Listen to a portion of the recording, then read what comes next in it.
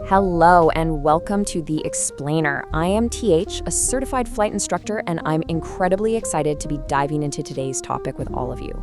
We are going to decode the FAA Part 23 Airworthiness Standards, specifically focusing in on Section 1305. Now, for the pilots out there who are taking this lesson to take your skills and career to the next level, listen up, because we aren't just regurgitating regulations today. No way. We're going to uncover the actual engineering logic behind the gauges you scan every single time you strap into that flight deck. You know, understanding the why behind these standards, well, that's absolutely essential for true professional proficiency. So let's get to it. Here is our flight plan for today's briefing. 1. Instruments for all airplanes. 2. Reciprocating engine requirements. 3. Turbine engine requirements. 4. Turbojet and turbofan additions. And finally, 5. Turbopropeller specific instruments. Let's hit the throttle. Part 1. Instruments for all airplanes. The universal baseline. Okay, let's look at the absolute non-negotiable foundations. I'm talking about the instruments you need whether you're flying a tiny light sport or a heavy twin.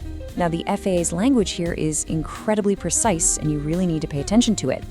You must have a fuel quantity indicator and an oil quantity device for each individual tank, but you need an oil pressure and temperature indicator for each engine. It's a subtle difference, right? But as we all know, the FAA rarely writes anything by accident. Think of it like this. It's per tank for storage, but it's per engine for health. You need to know how much fluid you're carrying in the wings or the belly, but you need to know exactly how your specific engine is performing with that fluid. And finally, a fire warning means must be installed specifically for those airplanes required to comply with Section 23.1203. It's your basic universal safety net. Moving right along to Part 2. Reciprocating engine requirements. The piston world. So layering on top of that universal baseline we just covered, piston engines trigger some very specific needs. For instance, induction air temp. You might be wondering, do I always need this? Well, actually, you only need an induction air temp indicator if you have a preheater equipped that can actually push temperatures past established limits. If it can't overtemp the system, you don't need the gauge. Got a liquid-cooled engine? Obviously, you'll need a coolant temp gauge. And of course, you'll always need a standard tachometer for each engine. But here's an interesting one, the infamous cylinder head temperature, or CHT gauge. Believe it or not, it's only strictly mandated under this specific paragraph if your air-cooled engine has cowl flaps or if you're flying in the commuter category. It's a great example of how the regulations scale with the complexity of the airframe. Sticking with reciprocating engines for a minute, let's talk about fuel delivery systems. For every single pump-fed engine out there, the regulation actually gives aircraft designers, and by extension, us pilots, a distinct choice to ensure safety. You must have a means that either continuously indicates the raw fuel pressure or fuel flow right to you on the panel, or you must have a system that continuously monitors the fuel system and actively warns you of any fuel flow trend that could lead to an engine failure. So it's literally an either-or situation. You're either watching the raw data continuously yourself, doing the mental math, or a smart system is doing the heavy lifting in the background and tapping you on the shoulder if things start going south. Next up, we have to address performance and power management. If you are operating what's known as an altitude engine, or if your engine utilizes a controllable propeller, the rules are incredibly strict and totally straightforward. A manifold pressure indicator is an absolute requirement for each engine installed. Why? Well, because controllable propellers govern your RPM, your manifold pressure gauge essentially becomes your primary window into your actual engine power output. You can't rely on RPM alone anymore. It's an absolutely essential part of managing your engine's performance across varying flight envelopes and altitudes. All right, now let's break down the turbocharger installation requirements step by step. We all know turbochargers add immense capability, right? But they also bring intense heat and a whole lot of complexity. It's like having a blowtorch under the cowl. Step 1, you have to identify if limitations are established for carburetor or manifold air inlet temperature, exhaust gas temperature, or turbocharger turbine inlet temperature. Step 2, if those limits exist, well, indicators must be furnished for each of those temperature limitations. The only exception, if it can be definitively shown that the limit will not be exceeded in all intended operations. Finally, step 3 concerns lubrication. If the turbocharger's oil system is entirely separate from the main engine oil system, you guessed it, separate oil pressure and oil temperature indicators must be provided specifically for that turbocharger. It needs its own health monitoring. Let's step up to the next level. Part 3, turbine engine requirements, the turbine shift. Stepping into turbine operations, the engineering tolerances get incredibly tight. For the core engine itself, you absolutely need a gas temperature indicator, a fuel flow meter, and a tachometer. But not just any tachometer, one that specifically tracks established limiting rotor speeds. We're dealing with massive rotational forces here. Also, take a close look at the ice protection category. In turbines, ice isn't just an aerodynamic hazard that ruins your lift, it is a critical physical threat to the power plant itself. A chunk of ice through a compressor stage? Game over.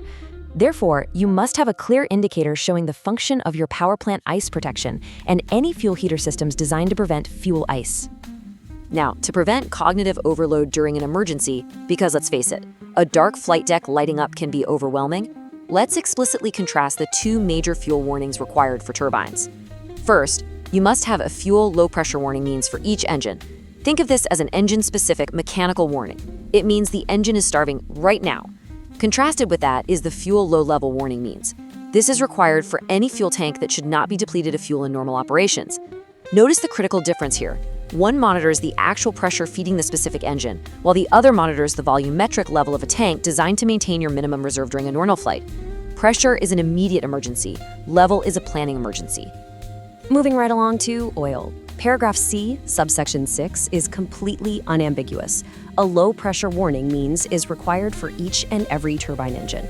Guys, when your turbine shafts are rotating at upwards of 50,000 RPM, losing oil pressure isn't just a minor inconvenience. It's a catastrophic event, and it's measured in seconds. A simple, tiny gauge tucked away on the panel just isn't enough. You need an immediate, glaring warning to alert you to an oil pressure failure the second it happens. Let's dive deep into the critical filtration warnings for a second. Turbines are highly sensitive to contaminated fluids. For each engine, an indicating means is legally required for the fuel strainer or filter to indicate the occurrence of contamination before it reaches the capacity established by Section 23.997D. It has to warn you before it clogs. Similarly, for the oil system, a warning means is required for the oil strainer or filter. But there is a very specific condition here. This is required if the oil filter has no bypass. In that case, it must warn the pilot of contamination before it reaches capacity as per Section 23.1019A5.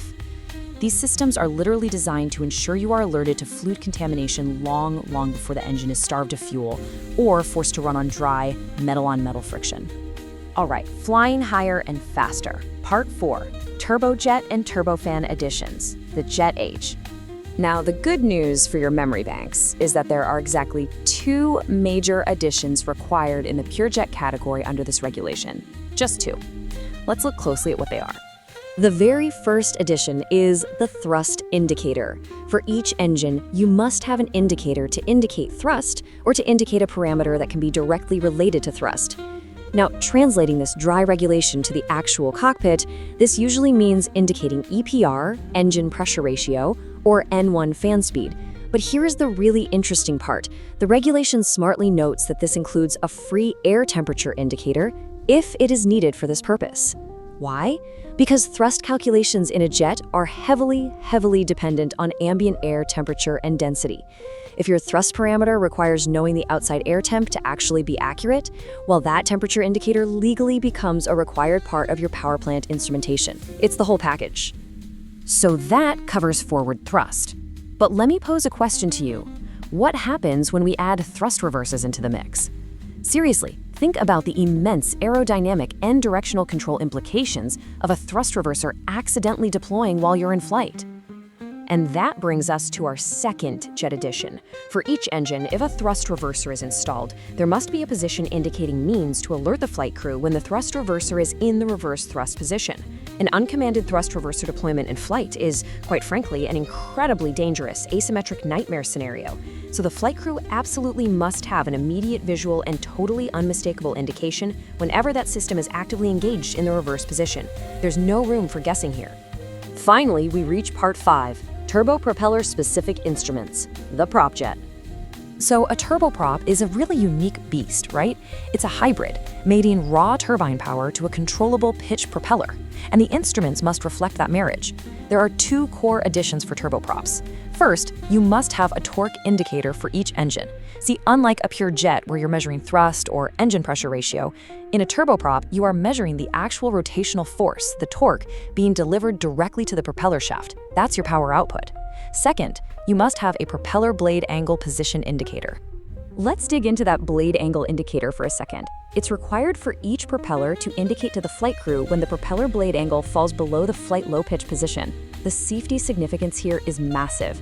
If a turboprop blade goes below flight low pitch while you are airborne, the propeller essentially acts like a giant barn door. It becomes a massive air brake, causing sudden, catastrophic drag and a severe potential for loss of control. It's a huge deal. The regulation ensures you have an immediate indication if this dangerous state occurs. The only exception the FAA grants here is if the manufacturer can engineer it and legally show that such an occurrence is, quote, highly improbable. Well, we've systematically unpacked part 23.1305 today, all the way from the universal baselines for every aircraft to the complexities of jet thrust and turboprop blade angles. Mastering these airworthiness standards isn't just about passing your next check ride. It's about deeply, truly understanding the engineering heartbeat of your aircraft.